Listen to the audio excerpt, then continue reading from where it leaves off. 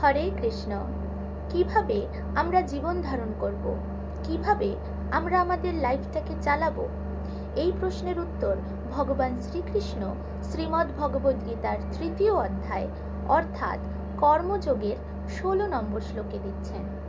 তাহলে আসুন জেনে নেওয়া যাক। এবং প্রবর্তিতং চক্রম নানুবর্তয়তি হয়ঃ অঘায়ুরিন্দ্রিয়ারামো মোঘম পার্থ সজীবতি।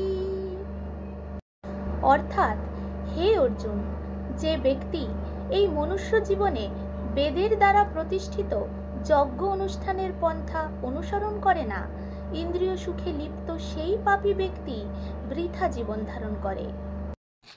কৃষ্ণ বলছেন, হে পার্থ, যে পুরুষ পরম্পরা অনুসারে চলে না, সৃষ্টিচক্র ও প্রকৃতির নিয়মের পালন করে না, নিজের কর্তব্যের পালন করে না, সে যে ইন্দ্রিয়ের দ্বারা ভোগে রমণ করে, সেই পাপায়ু পুরুষ বৃথা জীবন ধারণ করে। এরকম পুরুষ, এরকম মানুষ নিজের ইন্দ্রিয়ের দ্বারা বশীভূত হয়ে বেঁচে থাকে এবং মরে যায়। তার জীবন ও মৃত্যুর চক্র চলতেই থাকে। তার বেঁচে থাকার ও মরে যাওয়ার কোনো মানে নেই। বেদে, গ্রন্থে যে জ্ঞান, যে নিয়ম বানানো হয়েছে তার একটা মানে রয়েছে এবং সেই মানে অনুযায়ী আমাদের প্রত্যেককে নিজেদের জীবন ধারণ করা উচিত। রাধে রাধে।